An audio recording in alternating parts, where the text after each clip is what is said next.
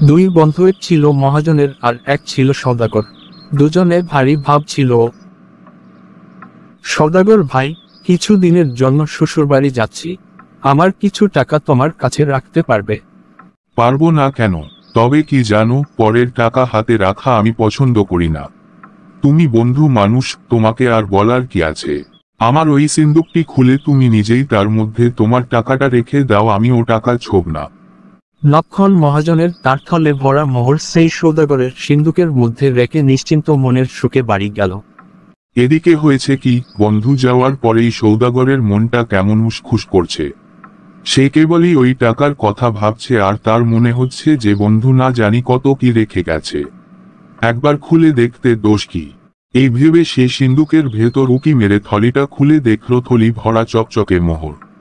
এতগুলো মোহর দেখে সওদাগরের ভয়ানক লোভ হলো। সে তাড়াতাড়ি মোহরগুলো সরিয়ে তার জায়গায় কতগুলো পয়সা ভরে থলিটাকে সিন্দুকে রাখল। 10 দিন পরে তার বন্ধু যখন ফিরে এলো, তখন সওদাগর খুব হাসি মুখে তার সঙ্গে গল্প সল্প করল। কিন্তু তার মনটা কেবলই বলতে লাগলো, কাজটা ভালো হয়নি।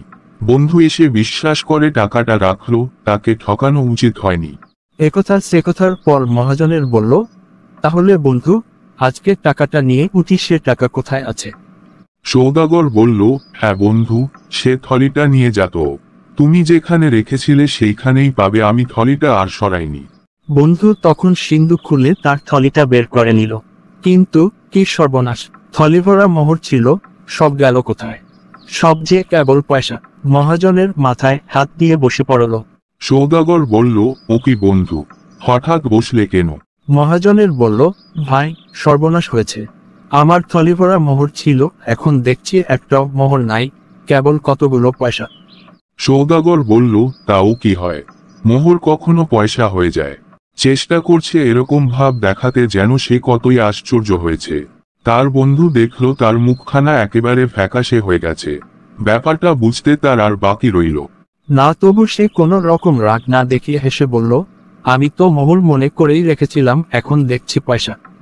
আচ্ছা বাদ দাও, কোথাও কোনো গোল হয়ে থাকবে। যাক, যা গেছে তা গেছেই, সে ভাবনায় আর কাজ নেই। এই বলে সে সওদাগরের কাছে বিদায় নিয়ে পয়সার থলি বাড়িতে নিয়ে গেল। সওদাগর হাফ ছেড়ে বাঁচল। বিকালবেলা সওদাগর তার ছেলেকে নিকে মহাজনের বাড়িতে রেখে এলো আর বলল, সন্ধ্যার সময় এসে নিয়ে যাব। বন্ধু, তুই আমার সাথে চালাকি করেছিস, এবার বুঝবি মজা। ছেলেটার পোশাক বদলিয়ে তাকে লুকিয়ে রাখবো আর একটা বাদরকে সেই ছেলের পোশাক পরিয়ে ঘরের মধ্যে বসিয়ে দিব। সন্ধ্যার সময় সওদাগর আসতেই তার বন্ধু এসে মুখখানা হাড়ির মতো করে বলল, ভাই, একটা বড় মুশকিলে পড়েছি।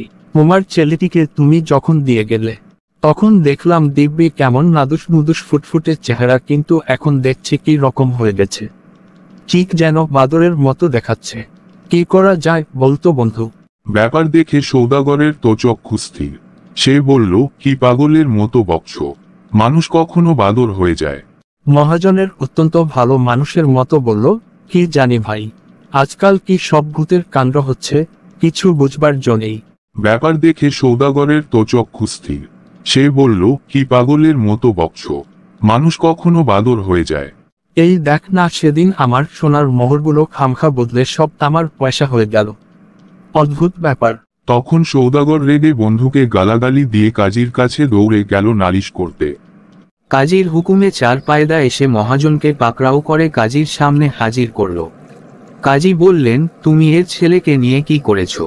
চোখ দুটো গল্ক রে মস্ত বড় হাকরে মহাজনের বলল, আমি মুখ্য সূক্ষ্ম মানুষ, আমি কি অত সব বুঝতে পারি? হুজুর, ওর বাড়িতে মোহর রাখলাম, 10 দিনে সব পয়সা হয়ে গেল। আবার দেখুন, ওর ছেলেটা আমার বাড়িতে আসতে না আসতেই ল্যাজ গজিয়ে দস্তুর পয়সা মতো বাদর হয়ে উঠেছে। কি রকম যে হচ্ছে আমার বোধ হয় সব ভূতের কাণ্ড। এই বলে সে কাজীকে লম্বা সালাম করতে লাগলো। কাজীও চালাক লোক, ব্যাপার বুঝতে পারে তার বাকি রইল না। তিনি বললেন, আচ্ছা, তোমরা ঘরে যাও, আমি দৈবজ্ঞ ফকির ডাকিয়ে মন্ত্র পড়ে ভূত ঝাড়িয়ে সব শায়েস্তা করছি। কাজীও চালাক লোক, ব্যাপার বুঝতে পারে তার বাকি রইল না। তিনি বললেন, আচ্ছা, তোমরা ঘরে যাও, আমি দৈবজ্ঞ ফকির ডাকিয়ে মন্ত্র পড়ে ভূত ঝাড়িয়ে সব শায়েস্তা করছি। তোমার পয়সার থলি ওর কাছে দাও আর তোমার বাদর ছেলেকে এর কাছেই রাখো। কাল সকালের মধ্যে সব যদি ঠিক না হয় তবে বুঝবো এতে তোমাদের কারুর শয়তানি আছে। সাবধান, তাহলে তোমার পয়সাও পাবে না, মোহরও পাবে না, আর তোমার ছেলে তো মরবেই। ছেলের বাপ মা খুড়ো জ্যাঠা সব শুদ্ধ মেরে সাবার করব। সৌদাগর পয়সার থলি সঙ্গে নিয়ে ভাবতে ভাবতে ঘরে চলে আসলো। মহাজনের বাদর নিয়ে হাসতে হাসতে বাড়ি ফিরল। মহাজনের বাদর নিয়ে হাসতে হাসতে বাড়ি ফিরল। ভোর না হতেই সৌদাগর থলির মধ্যে আবার মোহর ভরে মহাজনের বাড়ি গিয়ে বলছে, বন্ধু বন্ধু, কি আশ্চর্য, দেখে যাও, তোমার পয়সাগুলো আবার মোহর হয়েছে। মহাজনের বলল, তাই নাকি? কি আশ্চর্য, এদিকে সে বাদরটাও আবার তোমার খোকা হয়ে গেছে। দেখো জোচ্চোর, তুই আমায় বন্ধু বন্ধু বলবি তো মেরে তোর থোতামুখ ভোতা করে দেব।